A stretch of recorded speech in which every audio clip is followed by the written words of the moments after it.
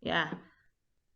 Tadi saya sampaikan bahwa pada bab 2 itu adalah bahwa disesuaikan dengan judul materi ataupun judul skripsi Anda. Jadi kalau judulnya itu misalkan peran guru PAI dalam meningkatkan prestasi siswa, maka yang kamu jelaskan terhadap konsepnya itu apa? Yang pertama peran, yang kedua guru pendidikan agama Islam, yang ketiga adalah prestasi siswa. Itu selesai, itu jelaskanlah itu.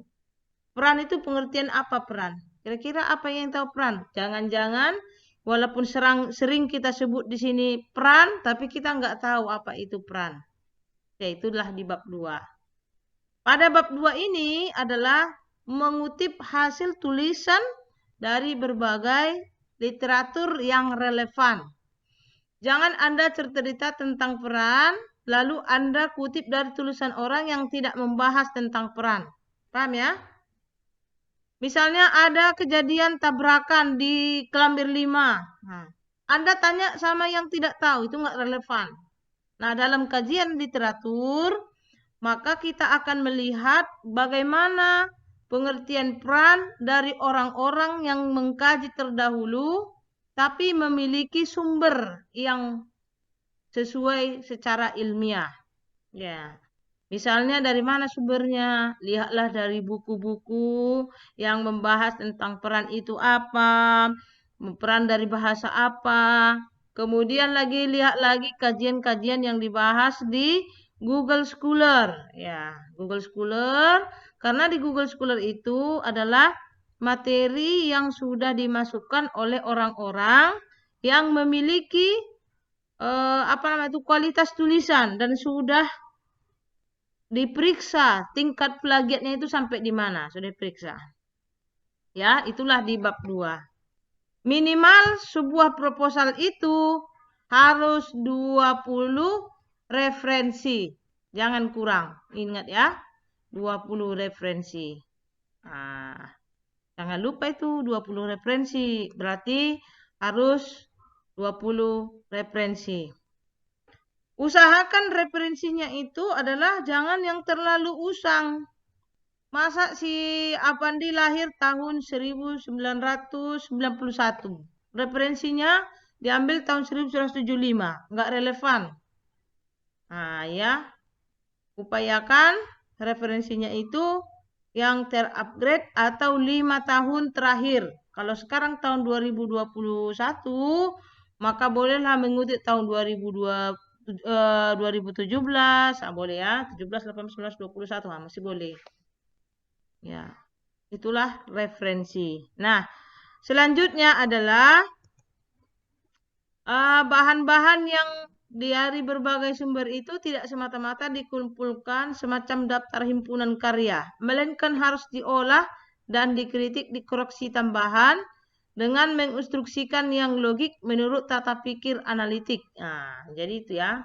Jangan tulisan-tulisan yang diambil oleh atau yang ditulis oleh satu tokoh, kalian belak-belak membuatnya, nanti kena plagiat.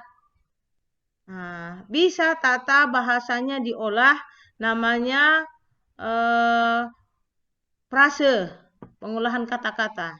Misalnya, saya akan melakukan penanaman jagung. Kan katanya bisa diolah kata-katanya. Dalam waktu dekat, kemungkinan akan melakukan pembibitan ataupun penanaman yang merupakan salah satu makanan ayam. Nah, sama kan? Seperti jagung gitu. Jadi harus yang agak-agak mirip ya supaya tidak kena plagiat. Itulah dia bab 2. Nah, ini saya tidak walaupun powerpoint ini banyak, ada sampai berapa ini, tidak usah diuraikan. Yang penting pada bab 2 itu yang pertama kajian teoritis, yang kedua namanya ada penelitian yang relevan B. Jadi pada bab 2 itu hanya 2. A, kajian teoritik, uraikanlah sesuai dengan judul. Baru B-nya adalah penelitian yang relevan. Pengertian yang relevan itu adalah penelitian kamu yang hampir-hampir mirip dengan penelitian orang-orang yang terdahulu. Jangan kamu buat satu, buatlah 3 atau 4. Supaya apa?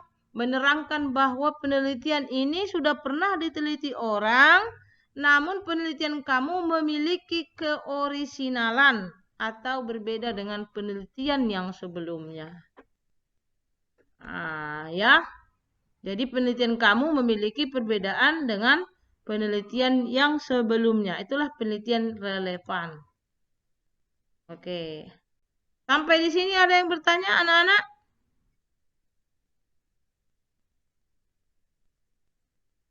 Ada yang bertanya?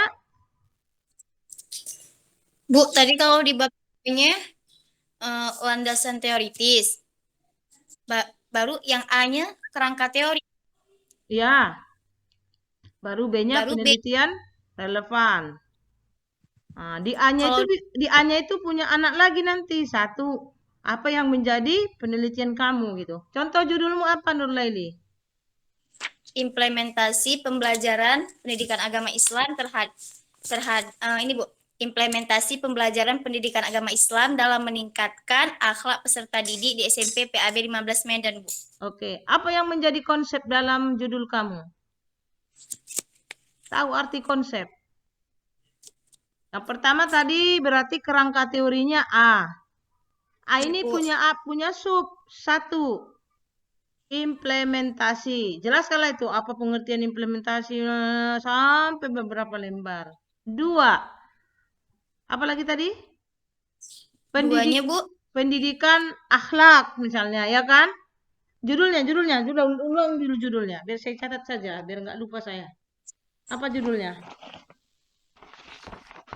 Judulnya. Implementasi pembelajaran ya pendidikan agama Islam ya dalam meningkatkan akhlak peserta didik ya di SMP PAB 15 Medan, Bu. Ya. Jadi yang pertama itu ya setelah A dia kerangka teori atau kajian teoritis bisa juga terserah kamu. Berarti 1 pengertian implementasi ya kan? 2 Ya, pembelajaran pendidikan agama Islam itu dia. 3 ya kan? ya, Di dalamnya itu lagi situ akhlak peserta didik. Ceritakanlah akhlak. Akhlak itu berasal dari kata ini. Akhlak menurut ini kayak gini. Kemudian pembagian akhlak dibagi kepada berapa? Sedikit saja ya. Sudah. Ya, Bu. Itulah dia di dalam kajian teori. Selesai punya dia. Oke? Nah, di landasan teorinya seperti itu. Baru B-nya adalah penelitian yang relevan. Penelitian Bu, yang saya buat penelitian yang relevan itu di bab 3, Bu. Siapa yang nyuruh kau bikin bab 3? Ya, siapa yang nyuruh kau di bab 3? Udah ini lihat? Maksudnya proposal saya yang udah jadi, Bu. Kamu udah seminar proposal? Udah, Bu, kemarin. Mana gambarmu? Kok nggak ada lagi? Kau hilang-hilang kamu.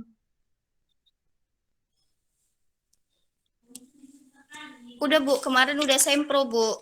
Coba tanya pembimbingmu itu.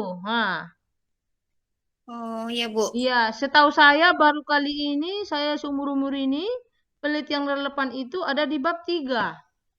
Ya, nggak ada itu. Coba buku yang saya kirim itu, Viola udah lihat penelitian yang saya kirimkan, teknik penulisan skripsi, sudah? Udah, Bu. Di bab berapa, Viola? Saya di bab 2, Bu. Kok tiba-tiba si Nurlaili di bab 3 ya? Aneh juga ini ya kan? Oke, Mutia. Iya. Rizky udah lihat di bab berapa, Rizky? Bab 2 memang, Bu. Iya, Nurlaili ini kok lain-lain. Aneh ini pembimbing kau ini. Kok salah pula? Yang salah apa ya? Mahasiswa bukan pembimbing ya. Kembali ke pasal 1. Dosen tak pernah salah.